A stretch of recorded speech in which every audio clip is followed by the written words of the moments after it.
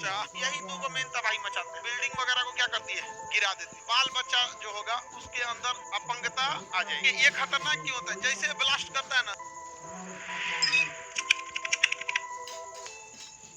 ये ससुरा अगर अनकंट्रोल हुआ तो बनेगा एटम बम। क्या बनेगा, एटम बम। इसमें रेडिएशन बहुत खतरनाक निकलते हैं। इसमें 3 रेडिएशन जो नुकसान करती हैं सब। ये खतरनाक क्यों होता है, जैसे ब्लास्ट करता है ना, जैसे मारेगा ब्लास्ट करेगा सबसे पहले यहाँ पे, तो इसमें इसके साथ कई सारी चीजें आने लगती है। सबसे पहले निकलेगा ससुरा एक्सरे। क्या निकलेगा, हम लोग 20 रोंटजन के एक्सरे को बर्दाश्त कर सकते हैं। एक्सरे का मात्रक रोंटजन होता है, ये फिजिक्स में पढ़ा दिए थे, वेब चैप्टर में याद कीजिए, पढ़ा दिए थे ना। तो रोंटजन होता है, हम 20 रोंटजन झेल सकते हैं। 20 रोंटजन में भी बहुत नुकसान करता है। डॉक्टर हम लोग का 6 रोंटजन पे क्या करता है, एक्सरे का। यहाँ से 250 रोंटजन निकलता है, हम लोग कितना झेल सकते हैं, आई कितना निकलता है, मारेगा आपका, हड्डी गला देगा। यहाँ एक्सरे लगेगा ना तो आपके शरीर के अंदर का सारा सिस्टम काम करना बंद कर देगा।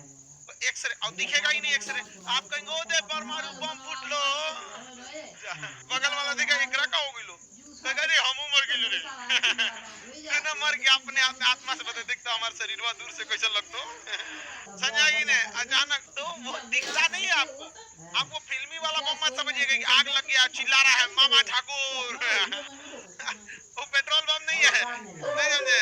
ये रेडिएशन वाला बहुत खतरनाक। ये इसके बाद आता है गामा रेज। कौन सा रे, गामा रेज। आपको पता है शरीर में सबसे गहराई तक कौन जाती है, कौन है, गामा रेज। आपका शरीर का हड्डी गुड्डी सब छेद छाद के चले। आदमी उठाना पड़ता है इसे छैठी में, कैसे गोबर उठाता है, चलो हो चचा पूरा खत्म कर देता है मार और के परमाणु बम। अच्छा इनकी गति भी देखिए प्रकाश की चाल से। आपको पता है एक्सरे प्रकाश की चाल से चलता है। टॉर्च जलाने में कितना टाइम लगता है, फटाक से जलाए पहुंच गया 1 सेकंड में 3 लाख किलोमीटर, समझ में आ गया कि नहीं गया। और गामा रेज की भी गति प्रकाश के बराबर। यही दो मेन तबाही मचाते हैं। इसके बाद क्या होता है ना, शॉक वेव उत्पन्न होता है। वेव चैप्टर में ही पढ़ा दिए हैं शॉक वेव। कौन सा वेव, शॉक वेव, प्रगाति तरंग। देखिए आपको ही पता है शॉक वेव क्या है। देखिए कोई भी चीज कब लड़खड़ाती है, शॉक कब लगता है, जैसे हमारी दौड़ने की क्षमता है 20 के स्पीड से या 30 के स्पीड से, तो हमको अगर कोई धक्का दिया पीछे से 10 के स्पीड से तो हम नहीं लड़खड़ाएंगे, क्योंकि हम उसे बैलेंस बना लेंगे। अगर कोई 30 से ढकेला तो भी हम नहीं लड़गा। हमारी क्षमता से ज्यादा ढकेल दिया ना तो हम लड़खड़ा जाएंगे, क्योंकि उससे तेज हम नहीं जा सकते। तो हमारे अगल बगल में जो वायु है, ये वायु है या फिर ध्वनि तरंगे है, ये 330 मीटर पर सेकेंड की वेग से ही जा सकती है, इससे ज्यादा नहीं जा सकती है। और अगर कोई चीज ब्लास्ट करता है बहुत ज्यादा मात्रा में तो अचानक वो यहाँ की हवा वगैरह को क्या करता है, ढकेलता है। अचानक क्या करता है, ढकेलता है। और उस इतना तेज ढकेलता है कि उस सबको उतना तेज चलने के लिए बने ही नहीं थे। तो क्या होता है, एकदम शॉक उत्पन्न हो जाता है। क्या उत्पन्न हो जाएगा, शॉक। और वो इतना शक्तिशाली होता है किसी भी चीज को ध्वस्त कर देता है।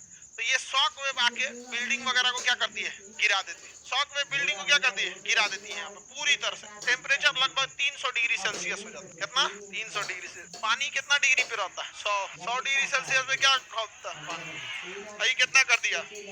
तो जो बम के पास के एरिया में रहेंगे 8-10 किलोमीटर के रेडियस में ऐसे, समझ गया, तो सबसे पहला शिकार होंगे किसका, सबसे पहले तो इन्हीं का, कोई भी शिकार इन्हीं दोनों का, लेकिन ये उनको जला के क्या कर देगा, खत्म कर देगा। तो जो पास के एरिया में पकड़ा गए 10 किलोमीटर के रेंज में क्या हो गया, पकड़ा गए, उनको तो जल के मरना है। और जो पास के एरिया में बिल्डिंग पकड़ा गया उनको शॉक वेव से। अब बाकी आप अगर 70, 80, 100 किलोमीटर भी दूर है ना, तो ये देख रहे हैं एक्सरे वगैरह निकल रहा है, समझ में रही ना, एक्सरे और गामा रे जा रहा है यहाँ पे। ये आपको तो चौपट करेगा ही और डीएनए को भी चौपट कर देगा। अगर बच गए तो बाल बच्चा जो होगा उसके अंदर अपंगता आ जाएगी वहां पर। तो ये बहुत ज्यादा क्या होता है, हानिकारक होता है। यहाँ पर ना, ये प्रशांत महासागर, कौन महासागर, प्रशांत महासागर के बीचों बीच में एक द्वीप है, हवाई द्वीप। आगे पढ़ाएंगे जब अमेरिका पढ़ाएंगे तो। हवाई द्वीप, कौन सा द्वीप है, हवाई द्वीप। प्रशांत महासागर के एकदम बीचों बीच में है हवाई द्वीप। अमेरिका ने ना हवाई द्वीप पे यहाँ पर एक बंदरगाह बनाया, पर्ल हार्बर। और यहाँ उसने बड़े बड़े लड़ाकू जहाज तैनात किए, सब पूरे बेस बना दिया। 100-200 लड़ाकू जहाज तैनात किया लड़ने के लिए। नेवी की जहाज तैनात किया लगभग 120 की संख्या में। आज भारत की नौसेना में 120 को जहाज है। उस समय अमेरिका की एक बेस पर इतनी नौसेना की जहाज थी, सब डिस्ट्रॉयर, लड़ाकू जहाज, पनडुब्बियां थी, सब इस पे थी।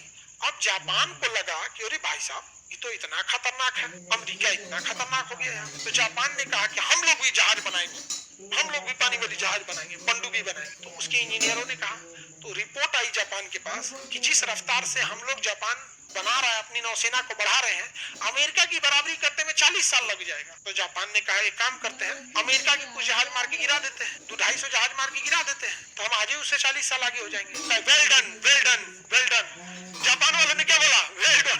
गजब प्लान बनाया, 1 घंटा में प्लान बन के रेडी। 1 महीना का टारगेट दिया गया, कहा गया कि जब अमेरिका को तबाह कर देना है, अमेरिका को तबाह कर देना। तो अमेरिका का सबसे ज्यादा जहाज कहाँ था? Pearl Harbor. पर्ल हार्बर माने बंदरगाह, पर्ल हार्बर वो कहाँ था? हवाई द्वीप पर। ये पूरा द्वीप और उसमें एक छोटा सा बंदरगाह पर्ल हार्बर। तो डिसाइड हो गया इसी को मार के गिरा देना है।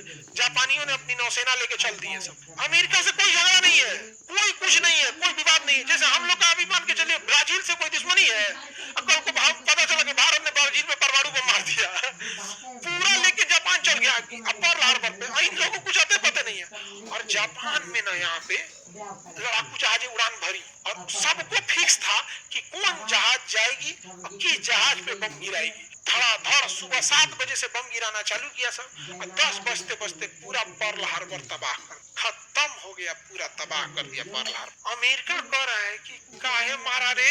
तो जापान ने कहा कि तुम इतना आगे निकल गए थे, हमारा इंजीनियर कह रहा है तुम्हारी बराबरी करने में 40 साल लगेगा, हम आज ही तुमसे 40 साल आगे निकल, मार के गिरा दिए, तुम्हारी नौसेना खत्म।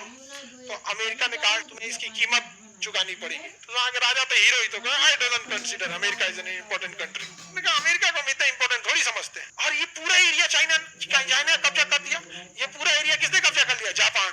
अंडमान निकोबार भी कब्जा कर लिया, जापान ने कब्जा कर लिया यहाँ। तो सुभाष चंद्र बोस जापान से जाके दोस्ती कर लिए, कहे कि आप काहे मारने आइएगा, आप इधर बिजी रहिए, हमको हथियार दीजिए, हम मारते हैं अंग्रेजों को। तो सुभाष चंद्र बोस ने किसको मारा? अंग्रेजों को। यहाँ मार के धज्जी उड़ा दिया। अमेरिका घुसियाया, अपने इंजीनियरों को कहा इधर सुन रहे सब इंजीनियर, बड़का बम बनाओ। कौन बम बनाओ? बड़का बम बनाओ। अब 1950 तक बड़का बम बना देना है, 10 साल बाद बदला लेंगे, लेकिन बदला लेंगे। तो ऑपरेशन ट्रिनिटी चलाया गया और ओपेनहाइमर मूवी बनी है, ओपेनहाइमर। अब 5 साल पहले ही बमवा बना के तैयार कर दिया वहां का अमेरिका से। परमाणु बम 1945 में बना के रेडी कर दिया। तब अमेरिका गया, यहाँ से उड़ाया जहाज अपना, क्रॉस करके कहाँ पहुंचा? जापान। गिराया एगो नागा, हिरोशिमा नागासाकी। कहा कि जापान अब बताओ कै साल आगे, बताओ कै साल आगे। समझ आ रहा है कि नहीं आ रहा है? जापान कम खतरनाक थे सही जापान वाले, हाँ बहुत ज्यादा खतरनाक। जापान, चाइना, ये सब हालांकि भारत के लिए अच्छा है तो अच्छा है, भारत के लिए खराब है तो खराब है। इंटरनेशनल लेवल में हम इंडिविजुअल का क्या ही मतलब बनता। हम देश के लिए अच्छा है तो सही है, देश के लिए खराब हो तो खराब। एक समय था हमारी अमेरिका से दुश्मनी थी, आज दोस्ती है, कल फिर दुश्मनी होगी, बिल्कुल होगी। याद रखिएगा, चाइना तबाह होगा 2035 तक। 2035 तक रीजन क्या है? चाइना की इकोनॉमी टिकी है दिमाग पे नहीं, फैक्ट्रीज पे। अब भारत की इकोनॉमी टिकी है दिमाग पे। हमारे यहाँ फैक्ट्री कौन सी है? सब दिमाग से चला रहा है। कोई सॉफ्टवेयर बना रहा है, कोई जैसे हम लोग पढ़ा रहे हैं, लोग नहीं समझ, इंजीनियर सॉफ्टवेयर इंजीनियर प्रोग्राम बना रहा है। हमारे यहाँ कोई कारखाना और उसकी इकोनॉमी टिकी किसके?